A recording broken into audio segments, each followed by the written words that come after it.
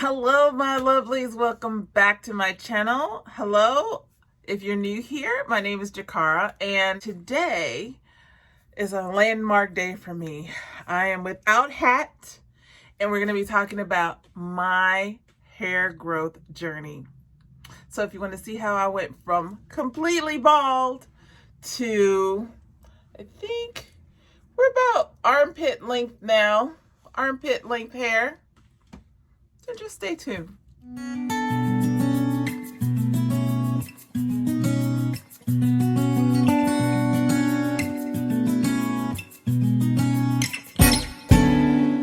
Okay, you guys. So this is a big thing for me. I am not wearing a hijab. I am not wearing a hat. Don't get used to this. My hair not being covered. I just wanted to talk about my hair growth journey. Now, this is a long journey. There have been several downs and a few ups, but I think this time on the journey, I've gotten where I need to be in my health and in the way I take care of my hair. Now, I know some people like to start when they're little kids, and I will go back to that. So when I was a little kid, you know, my hair is very curly. And my mom used to always, you know, put it in like 3 different braids, and she never really, you know, wanted to straighten it or anything like that. I didn't have that problem that some mothers have where they want to like tame their children's hair and they want to like straighten it, put a perm or something, or relaxer, I should say, in it. And, you know, I never had that issue with my mom. She always told me to be proud of my curls. She was always like, oh, your hair's so curly and cute. And, you know, so I always learned to like that about my hair. But then, of course, when I got to high school, I started to feel a little bit different because I was still kind of wearing my hair curly, and I would wear it in like a twist style and things like that. I'll insert pictures of like kind of how I looked throughout the years in school. And I, of course, wanted to look a little bit more grown up. And so I asked my mom if I could have a relaxer. And she obliged. She's like, okay, fine. You know, back then it wasn't a big deal. In fact, it was considered, you know, definitely more, you know, beautiful to have your hair straightened and, you know, flowing in the wind and all of that. So of course I wanted that too. I think at the same time, around that time, I was in modeling school too. So I thought, you know, this is the way I had to look. I thought I had to have straight hair and, you know, kind of fit in with everybody else. So I didn't really think much else about my hair. You know, at the time also, it was in the 80s, and the Jerry curl was very popular. In fact, my mom had a Jerry curl, and then she had a Wave Nouveau or something after that. So she had lots of things done to her hair. So it didn't make a big deal or difference if I wanted to do something to my hair. Once I got the perm, it would just, of course, it made it much easier for me to straighten my hair. And you know, I was basically the main custodian of my hair. And my mom was sick a lot when I was younger too, so she didn't always have the energy to do my hair, so I was kind of left to do it on my own, and I just ruined my hair. I really ruined it. But I mean, even though I didn't, you know, take the greatest care of my hair, I did have a nice, healthy, you know, head full of hair. Like it was not thick. My hair's always been really thin, but it was full and, you know, dense, you know, to an extent. And so by the time I graduated from high school and went on to college, my hair was it was about good shoulder length, you know, blown out. It was shoulder length, maybe a little bit longer when it was straightened. And I just thought, okay, I have to continue this look. But as time went on in college, I just kept getting perms, or we call them perms, but they were relaxers. And, you know, just wore my hair like that for decades, actually. And I think I started to really see like the broken ends and the wear and tear on my hair right around 23.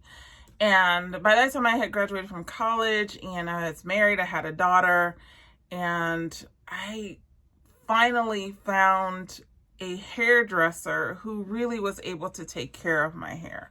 Now, I went to this hairdresser for years, and he really, he had it laid. It looked really nice. I mean, back then it was the early 90s. And, I was looking appropriate. I had a professional job, and my hair looked professional, as they say, straight and, some sort of Eurocentric style. So, one of my tips is, if you can't really take care of your hair, then maybe you should find a professional who will be able to take really good care of your hair. I mean, I was going to him every 2 weeks, getting my hair straightened. I had like the flip, and like I thought I was it. I put on my suit and have my hair all, straightened. I fast forward, we're already in our, I'm in my, I would say, late 20s. I was wearing a lot of, mid to late 20s, I was wearing a lot of weaves.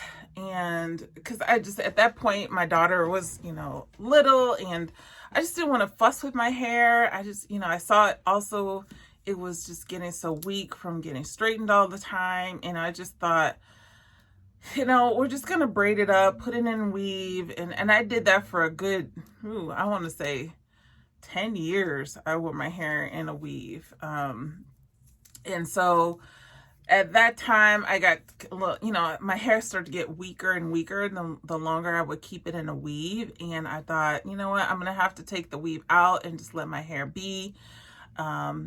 And then at that point was when I started medical school. And I was medical school, and then I was so busy, and I was like, I really cannot be fussing with my hair. I don't have time. And so I put in it's text laxing. That's what they call it now. It's called, it's just like when it relaxes the curls a little bit, but your hair is still curly. So I had that like towards the end of my medical school years. I was like in my early 30s, and then I went into residency and medical residency, and I really didn't have time. Like, I did not have time, and my hair had been broken off so bad, and I had actually cut my hair really, really short, like teeny weeny afro the last year of my medical school, because I was going through some stuff. I'm just gonna leave it at that. Medical school put me through it, and I was going through a lot, and I was like, you know what, just cut it off. And I cut it really, really, really short afro, and I lived with it for a while. And then by the time I got to residency, it had grown out quite a bit, like, maybe like shoulder length, well, like neck length here. And I was like, I don't know what to do, because in this transition period, and I don't, when your hair is in that in-between stage, I was like, I don't know what to do with this. I'm looking crazy in these streets. And so I found another hairdresser, and he really took care of my hair. He put in a, what do you call those things? The protein treatment, the protein. He added that to, what are they called? Like the Brazilian protein blowout treatment. The first time he did it, the chemical smell was so strong. He had to open the door to the salon just to get some air. I was like, if it smells like this going on my hair, maybe it's not so good for my hair. But when he was done, it looked beautiful. It was like flowy and bouncy, and it looked really healthy. And he's like, oh yeah, this is going to strengthen your hair. And I believed all of that. And I kept getting protein treatments, like, maybe like throughout that first year of my residency. And then I started to see the real deal. I saw breakage and just brittleness. My hair was so weak, so weak. And I thought, you know what? I don't know if I can continue this. I can't continue this. So then that's kind of when I stopped doing that. And then I started getting relaxers again. And then, at some point I was like, you know what? I'm not going to do this anymore. I'm just going to go natural. So my last year of my residency, it was 3 years in residency. And my last year I was like, okay, I'm just going to be natural. And that's when kind of the natural hair movement started to really take off. People were still like wearing their curly hair. And I started watching like the YouTube tutorials and things like that. I'm like, oh, I wonder if I could wear my hair like that. And I did wear my hair curly for most of that year.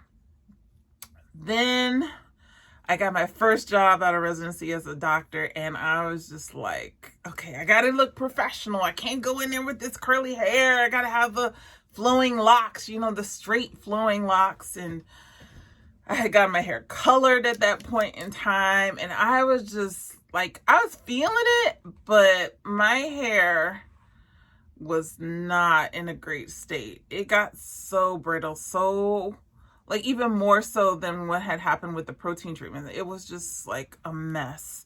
So one day I got sick of it. And then also for me, I don't know how you guys are, but for me, when I'm having a hard time in life or a crisis or something, I start to get bald spots in my hair. I get it right in the front, a big old bald spot here. I get one in the back and a couple in the very back of my head. And I started to get bald spots, like alopecia.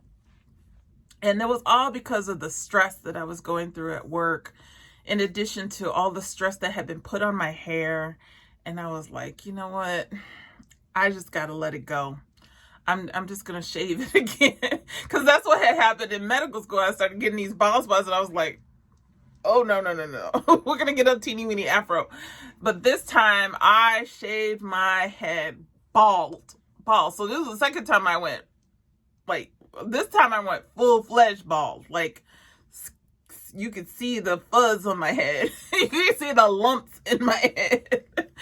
And, I was feeling it. I was like, hey, it's just hair. It'll grow back. It's fine.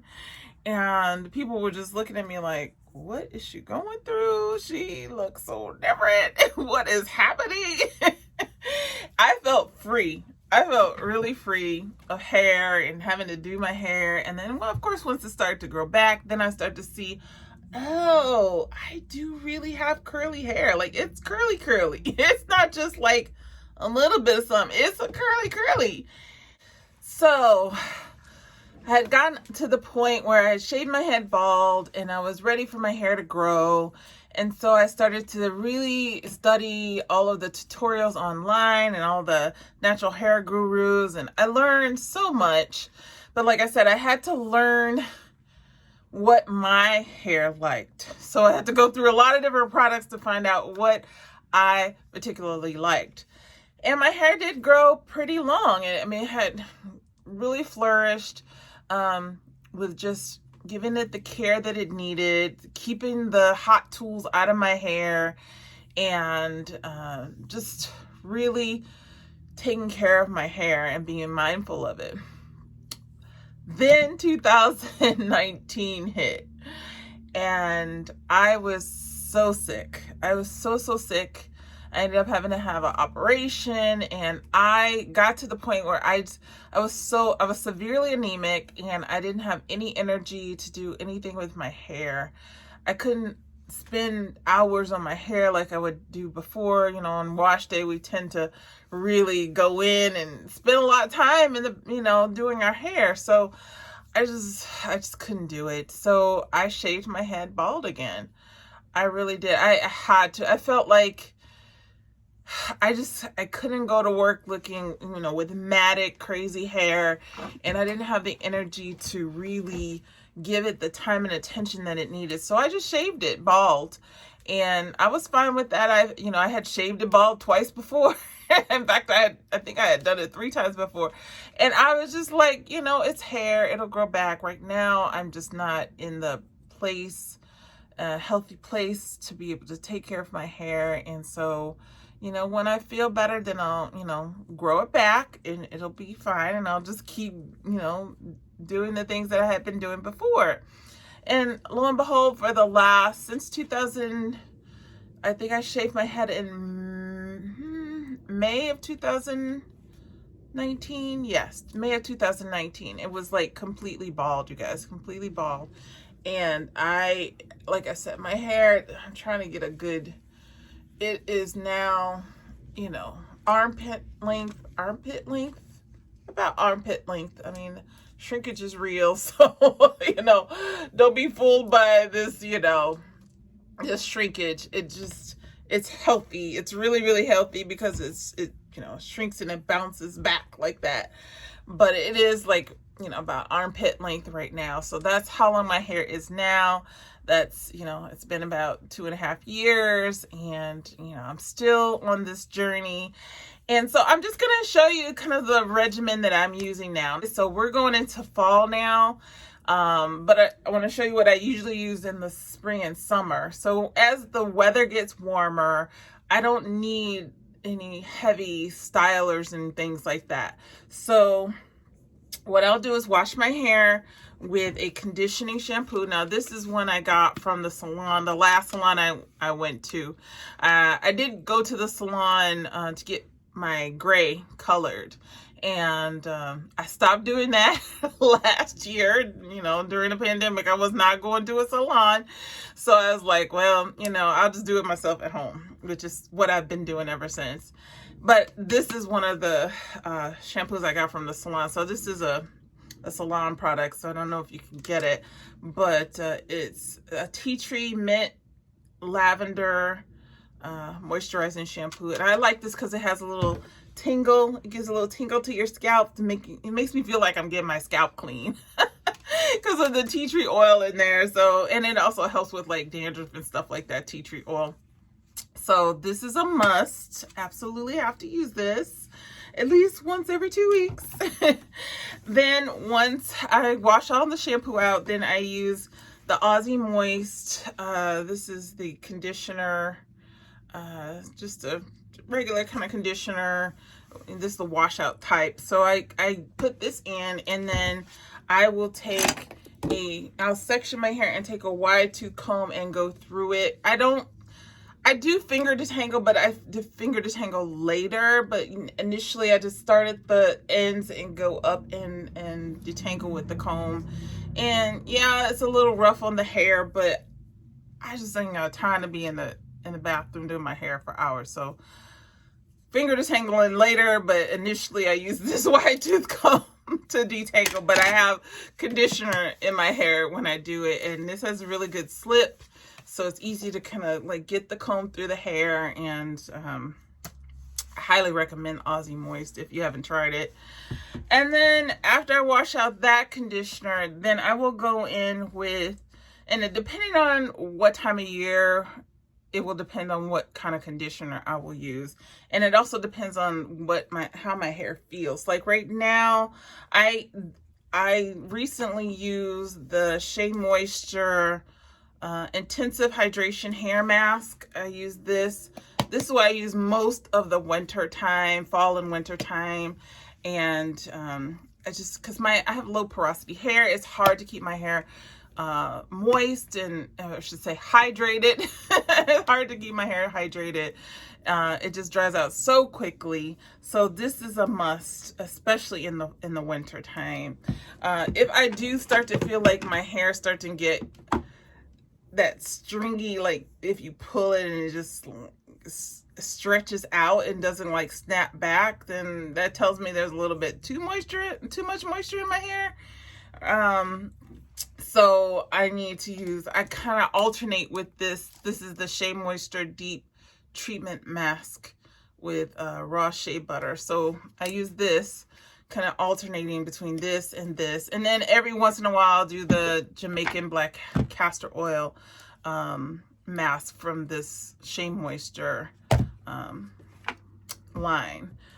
And then also in the summertime, I don't, I sweat a lot, and I'm just like, I don't need extra products on my hair. It's moist enough. I should stop saying that word. It's hydrated enough.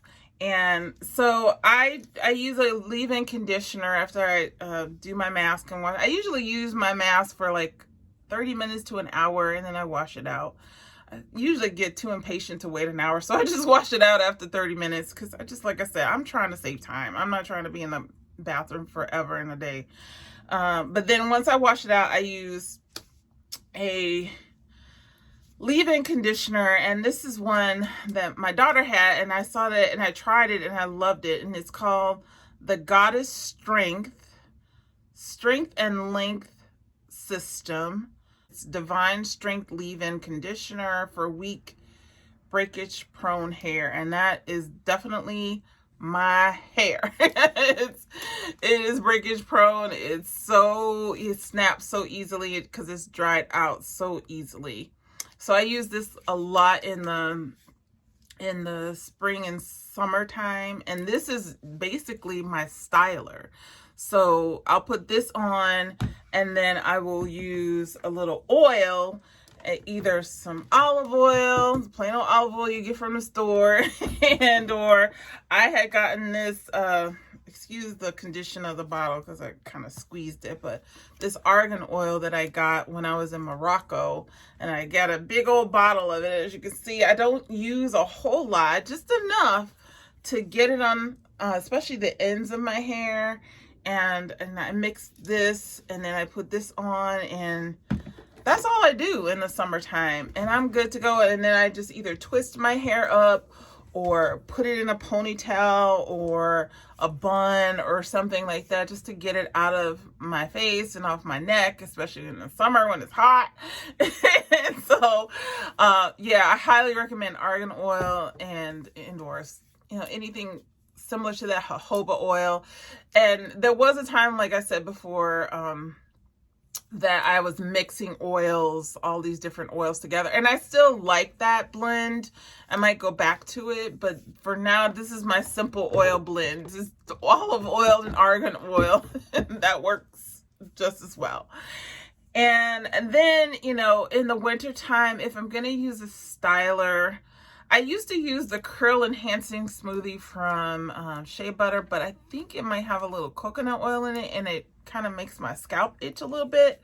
So I kind of moved away from that, and I moved into this Manuka Honey and Marufa Oil Intensive Hydration Leave-In Milk. This is what I use as my styler in the winter time. And like I said, it gives me the moisture that I need, or the hydration that I need for my hair, and helps me style it however I want to style it, whether it's a twist or, like I said, in just a plain old ponytail. I try not to do a whole lot to my hair. I just try to leave it like, I rarely put it in a wash and go these days, because I just feel like it's exposed. If I twist it up or braid it up, then it's like protected a little bit. So and all the time while I was wearing my hijab and my scarf, I had it like in a bun, or just in a protective style, and I just left it alone. And the last year and a half, 2 years, it's just really flourished, and I'm so happy with the health of it now. I do still put a little color in it, like I said, just to get rid of the gray. And then I like to lighten it a little bit too. I don't know if you can see, it's just a little brown here, light brown, just to make it a little less contrast in the black in my, my skin. I do cut my hair twice a year, or maybe a little bit more frequently, depending on whether it needs it or not. Most of the time it doesn't need I don't need a trim, but at least twice a year I will straighten my hair and trim it. And I think that helps a lot as well. I try to get rid of any dead ends, I get a lot of fairy knots when I wear my hair in a wash and go. So I try to, like, you know, go through and make sure I get all the little fairy knots if I can get them. But yeah, for the most part, it's pretty healthy hair. It's, you know, nice and bouncy. I don't know what classify my hair as, like it goes from like 3C to 4B, depending on where you are in my head. But, I don't get hung up on all that stuff. I just want it to be healthy. I want it to grow. One of the reasons I did this video is because I wanted to document where my hair is now, because in a year's time, I want to come back to see where it is. I definitely would like to have waist length hair straightened. Waist length hair, curly, I would like it to be like here. I would like it to be armpit length, curly, and waist length straightened. So that's going to take a couple more years, but I want to keep up, updated as to where it is and what the status of it is. So that's it, you guys. I'm going to put my hats back on now. That's another way I kind of protect my hair, is just to wear the hats. I don't feel the need to wear hijab anymore, but, I do like to wear my hats. So, yeah, there's a little me being a little vulnerable today, showing you my hair. And anyway, that's it. I know I keep rambling, but if you have any questions about anything that I talked about or any of the products that I mentioned, then please put them down in the comment section below. And, I would love to have you here for the next video. If you would like to subscribe, I'd love to see you back. And if you like this type of video, please give me a thumbs up. Hope you have a great day or night wherever you are, and I will see you in the next video. Until then, you take care.